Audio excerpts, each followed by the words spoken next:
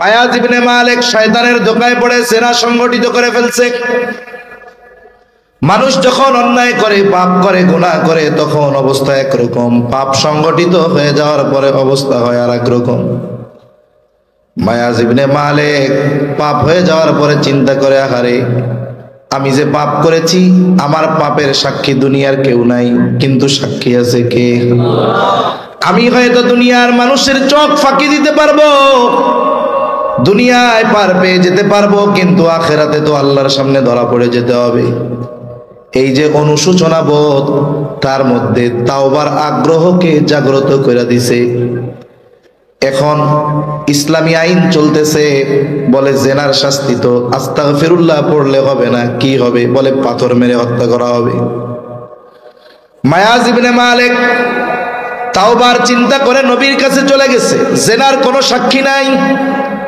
গিয়া নবীজিকে বলে, ইয়া রাসূলুল্লাহ, আমি জেনা করেছি, আমাকে আপনি পবিত্র করে দেন। 1 2 3 4 বার এমনটা তিনি বললেন। নবীজি উপস্থিত সাহাবায়ে কিরামকে বলে, কিরে এ কি পাগল নাকি? সবাই বলে, না ইয়া রাসূলুল্লাহ, পাগল না, সুস্থ মানুষ। বলে, দেখো তো মদ পান করছে নাকি? এইবার পরীক্ষা করে দেখা হইল মদ পান করে নাই, সুস্থ মানুষ, মাদকাসক্তও নয়, নেশাগ্রস্তও নয়। নবীজি আবার জিজ্ঞাসা করে, তুমি কি বলতে চাও? বলে, ইয়া রাসূলুল্লাহ, আমি জেনা করেছি, পবিত্র করে দেন। কেমন জেনা? বলে, বৈধ স্বামী স্ত্রী যেটা করে সেটা আমি অন্যায়ভাবে করেছি। মায়াজ ইবনে মালিক, লম্বা কথা সংক্ষিপ্ত সারে বলতেছি, তার নিজের পক্ষ থেকে জেনার সাক্ষ্য সে নিজে দিল। তার জন্য শাস্তি কার্যকরের ব্যবস্থা হলো, তাওবার ব্যবস্থা হলো, তাকে পাথর নিক্ষেপে হত্যা করা হবে। মায়াজ ইবনে মালিককে পাথর নিক্ষেপে হত্যা করা হলো। জানাজা শেষ, দাফন কমপ্লিট। এবার সবাই ফিরে আসতেছে। 2টা ব্যক্তি মায়াজ ইবনে মালিকের কবরের পাশে দাঁড়ায় বলে, আরে এই তো মায়াজ ইবনে মালিক, আল্লাহ সে জেনা করেছিল, আল্লাহ তাআলা তার পাপ গোপনের সুযোগ দিয়েছিল, কিন্তু লোকটা বড় বোকা, নিজের গুনাহকে গোপন না কইরা মানুষের সামনে নিজের গুনার কথা জানায়া দিল, নিজেও মরল, সমাজের মানুষও জেনে গেল সে একজন জেনাকার। 2 ব্যক্তি এই কথাগুলো মায়াজ ইবনে মালিক তার কবরের সামনে বলতেছে। নবীজি কথাগুলো শুনছে, কিছু তখন বলেন নাই। কিছু দূর সামনে যাওয়ার পর মরুভূমির মধ্যে একটা মরা গাধা দেখা গেল। নবীজি ওইখানে দাঁড়াইলেন, দাঁড়ায় বলেন, কোথায় ওই 2 ব্যক্তি যারা এই কথাগুলো মায়াজ ইবনে মালিকের কবরের পাশে বলছো? 2 ব্যক্তি হাজির। বলে, আমরা কইছি। বলে, যাও ওই যে মরা গাধা, মরা গাধার গোশত খাও। 2 জন এবার বলে, ইয়া রাসূলুল্লাহ, মরা গাধার গোশত কি খাওয়া যায় নাকি? নবীজি বলেন, তোমরা তোমাদের ভাই মায়াজ ইবনে মালিকের গীবত করেছো, এই কথাগুলো বলছো। বলে, ইয়া রাসূলুল্লাহ, সত্যই তো বলছি। বলে, শোনো, মায়াজ ইবনে মালিক যদিও শয়তানের ধোঁকায় পড়ে জেনা করেছে, কিন্তু আল্লাহর ভয় দুনিয়ার কেউ দেখে নাই, কিন্তু তার চিন্তা আমার আল্লাহ তো দেখছে। এই চিন্তা, এই ভয় তাকে তাওবার জন্য উদ্বুদ্ধ করেছে। আর এসে তাওবা করছে, আল্লাহ তার তাওবা কবুল করেছে। আমি তো দেখতে পাচ্ছি মায়াজ ইবনে মালিক জান্নাতের মধ্যে হাঁটতেছে। আরে শুনে নাও, মায়াজ ইবনে মালিক পাপ করেছে, তাওবা করেছে, তাওবা আল্লাহ কবুল করেছে। মায়াজ ইবনে মালিকের তাওবার দাম কত জানো? নবীজি বলেন, মায়াজ ইবনে মালিকের তাওবা যদি কোনো কওমের মধ্যে বন্টন করে দেওয়া হয়, ওই কওমের নাজাতের জন্য মায়াজ ইবনে মালিকের তাওবা যথেষ্ট হয়ে যাবে। তাহলে চিন্তা করেন, একটা মানুষ পাপ থেকে বাঁচায় উদ্বুদ্ধ বা আগ্রহী কখন হয়? বলে, যখন সে চিন্তা করে আমার সব কিছু দেখতেছে কে? জোরে বলেন। এই জন্য নবীজি আবু যর রাদিয়াল্লাহু তাআলা আনহুকে বলেন, ও আবু যর, ইত্তাকিল্লাহা হাইথুমা কুনতা, যেখানেই থাকো না কেন তুমি আল্লাহ তাআলাকে ভয় করো। আবার দেখেন, কোথায় গিয়া পাপ করব কোনো জায়গা নাই। হযরত লোকমান হাকিম তার সন্তানকে অনেকগুলো উপদেশ দিয়েছেন। উপদেশগুলো আল্লাহ তাআলার কাছে খুব পছন্দ হয়েছে। আল্লাহ তাআলা চাইলে দাউদ আলাইহিস সালামের জবুরে হযরত লোকমানের নসিহতগুলো নাজিল করতে পারতেন। আল্লাহ চাইলে মূসা আলাইহিস সালামের তাওরাতে নাজিল করতে পারতেন, চাইলে ঈসা আলাইহিস সালামের ইনজিলে নাজিল করতে পারতেন। করেন নাই, বলে রাইখা দিছি। কার লাইগা? বলে আমার হাবিবের উম্মতের জন্য এইগুলা আমি পাঠামু। কোরআনে আল্লাহ তাআলা এই নসিহতগুলো নাজিল করেছেন। শুধু তাই না, হযরত লোকমানের নামে একটা সূরা কোরআনে আছে। হযরত লোকমান তার সন্তানদেরকে যেই উপদেশগুলো দিয়েছে এর মধ্যে একটা হইল, তিনি তার সন্তানকে বলতেছে, ইয়া বুনাইয়া ইন্নাহা ইন তাকু মিসকালা হাববাতিন মিন খারদাল ফাতাকুম ফি সাখরাতিন আও ফিস সামাওয়াতি আও ফিল আরদি ইয়াতি বিহাল্লাহ। হযরত লোকমান তার সন্তানকে বলতেছে, হে আমার বৎস, ইন্নাহা, হা দ্বারা উদ্দেশ্য হইল তোমার আমল। আমলটা নেক আমলও হইতে পারে, বদ আমলও হইতে পারে। ইনতাকু মিসকালা হাববাতিন মিন খারদাল, যেই আমলটা তুমি করছো এর পরিমাণটা কতটুক? বলে সরিষা দানা পরিমাণ। আমলটা কোথায় করেছো? বলে ফাতাকুম ফি সাখরাহ, যদি তুমি ওই পাথরের মধ্যে আমলটা করে থাকো, আও ফিস সামাওয়াত, আসমানের মধ্যে কোথাও যদি কইরা থাকো, আও ফিল আরদ, জমিনেও যদি কোথাও কইরা থাকো, বলেন তো আমলটা কত বড়? কি করবে? বলে ইয়াতি বিহাল্লাহ, তোমার ওই আমলটাও যিনি হাজির করবেন তিনি কে? অনেক সময় কর্ম দেখা যে কাজটা করছে, কাজ দেখা কাজ করে নেওয়ালারে ধরা যায়। যেমন মনে করেন অনেক সময় এক জায়গায় অপরাধ সংগঠিত হইলে তখন পুলিশ প্রশাসন আইসা চারদিক ঘিরে রাখে, কাছে কেউ যাবে না, আলামত নষ্ট হয়ে যাবে, তাই না? এখন কি দেখে? মেশিন দিয়ে দেখে কোনো ফিঙ্গারপ্রিন্ট আছে কিনা, কোনো ফিঙ্গারপ্রিন্ট আছে কিনা। ফিঙ্গারপ্রিন্ট পাইছে তো ওইটারে মেশিনে দিবে, আমাদের ফিঙ্গারপ্রিন্ট গুলাও সব সংরক্ষিত আছে। আল্লাহর কি কুদরত, এই পৃথিবীতে কারো ফিঙ্গারপ্রিন্ট, আঙ্গুলের ছাপ কারোটার সাথে কারোটা মেলে না। যখনই মেশিনে ওইটার ছাপ দিয়া দিবে, সাথে সাথে চেহারা শুধু চলে আসবে, অমুকে এই অপরাধটা করছে। বলেন তো মানুষরা এই বুদ্ধি দিচ্ছেন কে? এখন কেউ যদি কোনো কাজ কোনো জায়গায় করে, আল্লাহ তাআলা শুধু কাজটারে হাজির করবে তা না, আমলটারে হাজির করবে তা না, যে আমল করছে তারে ধরতে পারবে না। আল্লাহ তাআলা কোরআনুল কারীমের মধ্যে বলেন, وَنَضَعُ الْمَوَازِينَ الْقِسْطَ لِيَوْمِ الْقِيَامَةِ فَلَا تُظْلَمُ نَفْسٌ شَيْئًا وَإِنْ كَانَ مِثْقَالَ حَبَّةٍ مِّنْ خَرْدَلٍ أَتَيْنَا بِهَا كَفَى بِنَا حَاسِبِينَ। আল্লাহ তাআলা বলেন, আমি কিয়ামতের দিন ন্যায় বিচারের আদালত কায়েম করব। দুনিয়ার আদালত বিচারালয়ে ন্যায় বিচার পাওয়া কঠিন, কিন্তু আল্লাহ তাআলা বলেন আমার বিচারালয় হলো এমন বিচারালয়, ফালা তুযলামু নাফসুন শাইআ, কারো প্রতি সামান্য জুলুম করা হবে না, অবিচার করা হবে না। ওয়া ইন কানা মিসকালা হাববাতিন মিন খারদাল, আল্লাহ তাআলা বলেন যদি কেউ সরিষা দানা পরিমাণ কোনো আমল করে থাকে, আল্লাহ তাআলা বলেন আতাইনা বিহা, ওই আমলটা আমি আমল করনেওয়ালা সহ হাজির করব। শুধু তাই না, যে আমল করছে এটার হিসাবও আমি আল্লাহ নিব। জিজ্ঞাসা যদি করি, আল্লাহ এত মানুষের হিসাব আপনি কেমনে নিবেন? অনেক কথার সংক্ষিপ্ত জবাব দিয়ে আল্লাহ বলেন কাফা বিনা হাসিবিন, হিসাব নেওয়ার জন্য আমি নিজেই যথেষ্ট। এখন বলেন কোন জায়গায় গিয়া পাপ করতে পারবেন? করেন, যান। আছে কোনো জায়গা? কোনো জায়গা নাই। এখন বলেন তো, এই চিন্তাটা যার মাথায় অন্তরে সব সময় সামনে থাকবে, ও কি গুনাহ করতে পারবে? ওর জন্য গুনাহ করা কঠিন হয়ে যাবে না? তাইলে গুনাহ না করলেই তো মুত্তাকি। সুবহানাল্লাহ। তাহলে আমরা আজকে থেকে সব সময় সামনে এই চিন্তাটা রাখবো। মোবাইলটা হাতে আসছে একা, মোবাইলে তো এখন গুনাহ করা লাগে না, এক সময় গুনাহ করার জন্য গুনার কাছে যাওয়া লাগতো। মনে করেন একজন সিনেমা দেখবে, ঘরে বসে দেখার উপায় নাই, যাইতে হবে কই? বলে ওই ঢাকা গিয়া সিনেমা দেখতে হবে। সপ্তাহে একদিন যাইতো, 3 ঘন্টা সিনেমা দেখার গুনাহ করে চলে আসতো।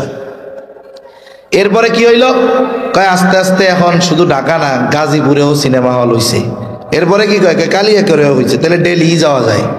এরপরে কি হইল, বলে এখন সিনেমা দেখার জন্য আর সিনেমার কাছে যাওয়ার ভীষণ চলে আসছে। প্রতি সপ্তাহে এইবার জুমার দিন জুমার নামাজের থেকে তাড়াহুড়ো করে বাইরে হয়ে এসে সিনেমা দেখে সময় কাটায়, সিনেমার গোনা করে। এখন নির্দিষ্ট সিনেমা দেখানো হয়। এখন আস্তে আস্তে ডিশের লাইন আইছে, বলে চ্যানেল একটা না, এখন 50টা চ্যানেল। এখন এক সিনেমা ওই সিনেমা চ্যানেল পরিবর্তন কইরা সিনেমা দেখা যায়। তার মানে গোনা করা সহজ হইতেছে। এরপরে বলে কি, যে চ্যানেল ওয়ালারা তো তাদের মতো দেখায়, আমার মন মতো তো দেখায় না। আইসা গেছে এই মোবাইল। এখন কি হইছে, বলে কোনো টানাটানিও লাগবে না, অ্যান্টিনাও লাগবে না, কারেন্টও লাগবে না। তুই শুধু সিম একটা ভরবি, ইন্টারনেট ভরবি, তোর যেই জায়গায় মন চায়, বাঁশবাগানে, ছাদের উপর, তালবাগানে, যে জায়গায় যাবি মন চায় যা করবি, যা দেখবি, তোর যা মন চায় গোনা করতে, তোরে সেই গুনাহ করানো হবে। ঠিক কিনা বলেন?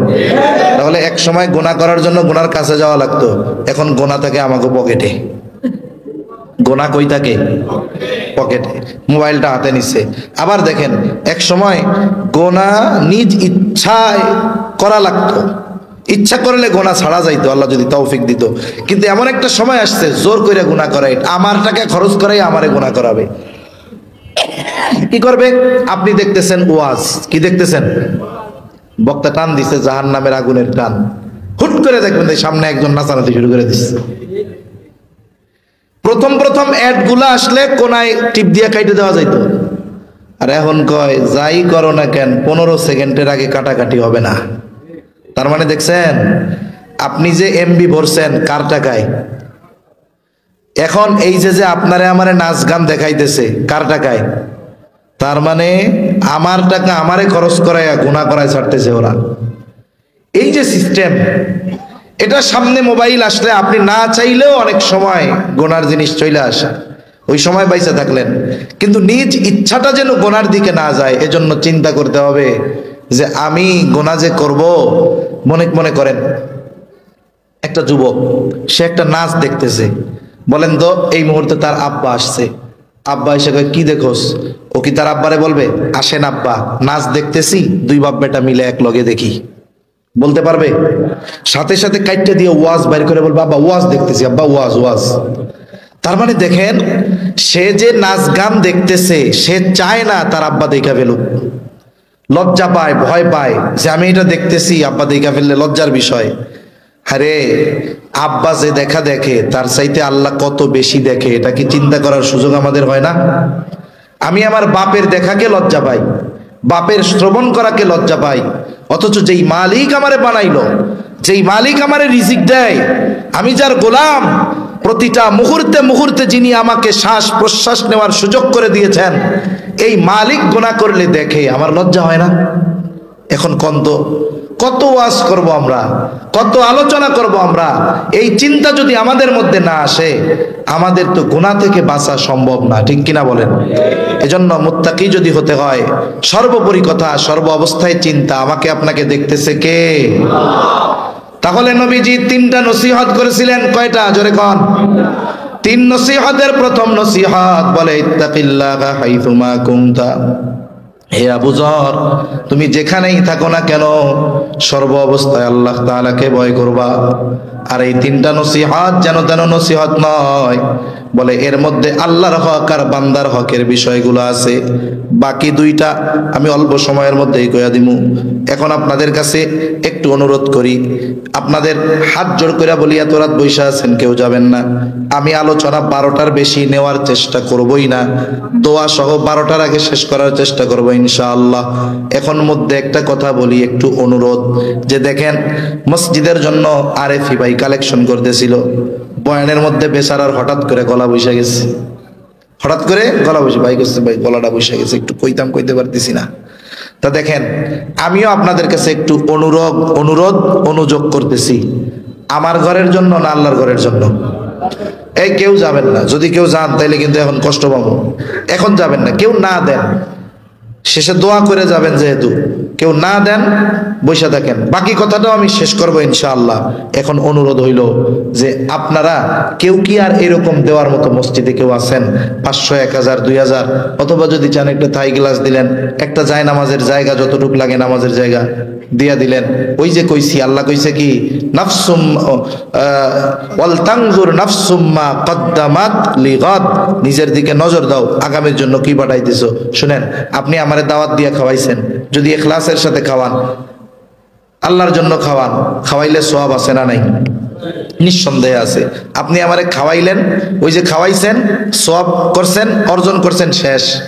কিন্তু ওই 1000 টাকা আমার পিছনে ব্যয় না করে যদি মসজিদে দেন, যদি মাদ্রাসায় দেন, যে না একটা টাইলসের জায়গার টাকা আমি দিয়া দিলাম, তাহলে কি হইল?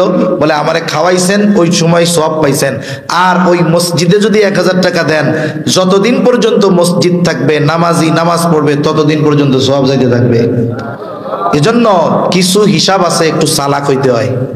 মানুষজন অনেকে বোঝে না, টাকা ব্যয় করে, মাগার যেই জায়গায় ব্যয় করে সওয়াবটা তেমন আইব না, কিন্তু কিছু জায়গা আছে ওই জায়গায় অল্প দিলেও ওইটার থেকে লাভ বেশি আসে। তাহলে আমি দুনিয়ার ক্ষেত্রে লাভ হওয়া বুঝি, আমার আখেরাতের ক্ষেত্রে লাভবান হওয়ার দরকার আছে না নাই? এখন বলেন, কেউ কেউ আর আছেন নাকি দেওয়ার মতো? কেউ দিব?